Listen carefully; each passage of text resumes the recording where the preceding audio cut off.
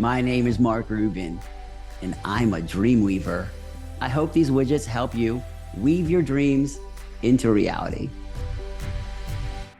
This is a story about tracking animals, and the animals I was tracking was people.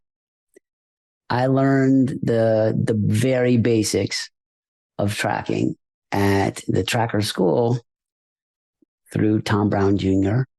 and his grandfather, Stalking Wolf, in the summers of 1984 and 1985.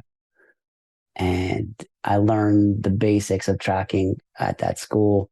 It was a wilderness school based on Native American philosophies about living in harmony with nature and multi-generational planning and really, really important topics about how living things can thrive in a habitat.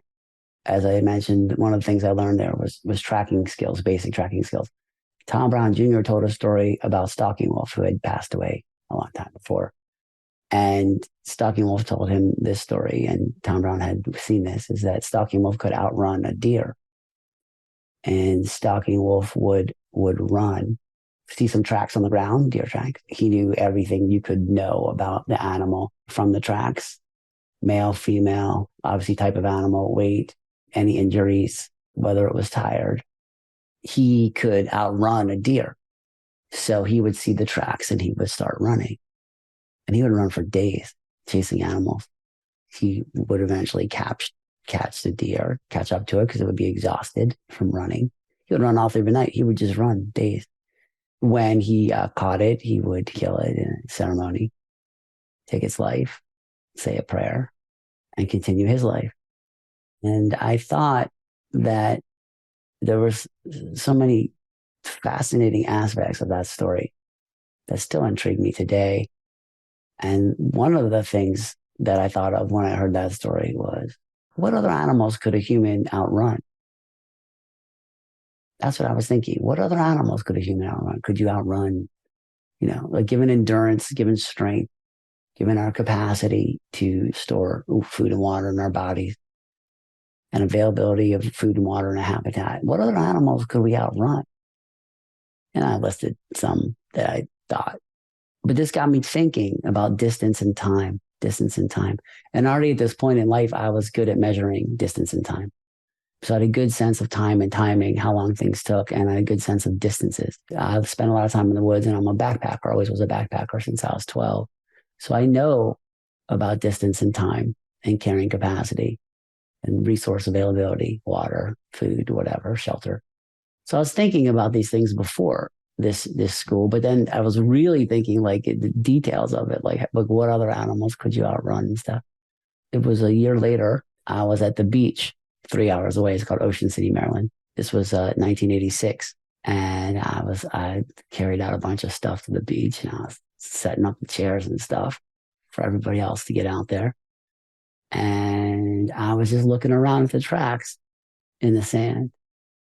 And I was looking around at the people that were around me, and I was trying to go backwards from their tracks, from the people through the tracks all the way through to where they were. I could see who was left-handed and right-handed in the tracks because people tend to carry things in their predominant hand, and things that people bring to the beach are heavy, and it's easy to see tracks in the sand. So it was like it was easy to see the different depths of the footprints left and right and come up with an assessment of who was right-handed and who was left-handed. I was never very good at this. It takes a tremendous amount of practice.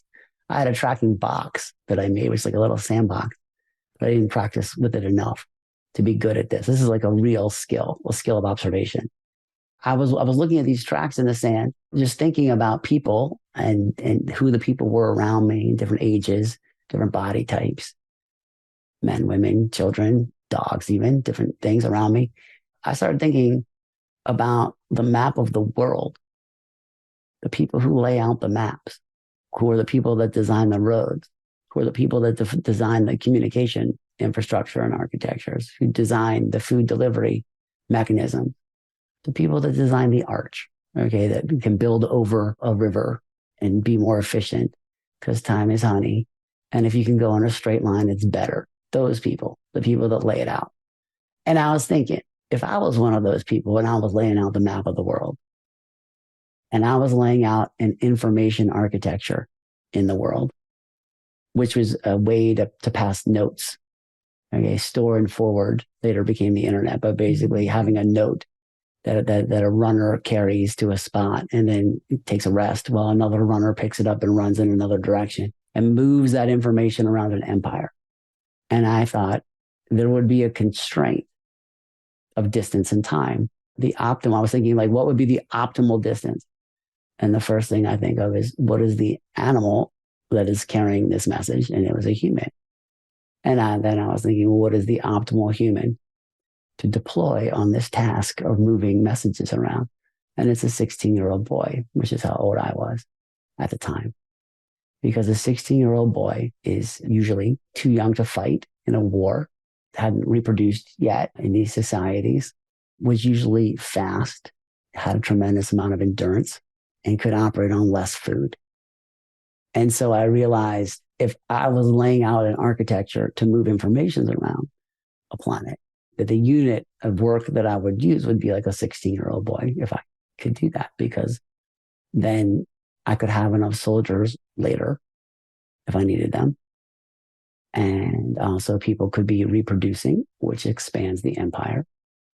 So if I was like just the kind of person that was putting this together, that's how I would do it. So then I thought, well, how far can a 16-year-old boy run in one day? Because that would be the spacing. There would be the maximum spacing between everything that I would ever see on the planet Earth that was designed this way. Is that if you're laying out a new empire, there's a certain capacity to do work called a unit of work, which in this case is a runner day, which is how far can one runner run for one day and how many messages can they carry? That's what you're pushing around. So I did an experiment. I ran. I got up from where I was sitting, and it was like maybe 9 a.m. I ran 15 miles, which is something that's not hard to do when you're 16, hard to do now. I just ran, in one direction till I got tired and ran the other way. And I figured if I was running for my life, that I could run 45 miles on the sand. If I was running for my life, if I had to do it, like in one full day of the summer.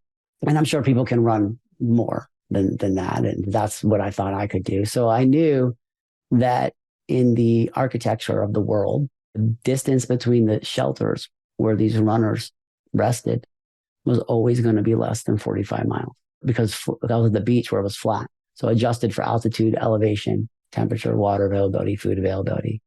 If the best case scenario was a flat beach with plenty of water, and I could do 45 miles by provisioning with water as I went, water fountains and stuff, that would be the maximum distance. And I've seen that all over the world.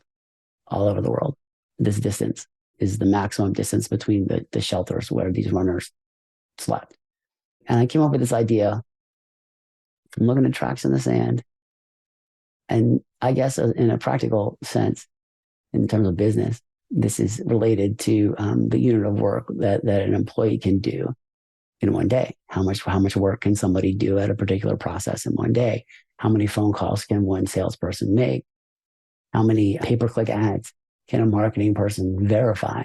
How many jobs can a person do physically with their bodies and still stay healthy? So this was a really good observation.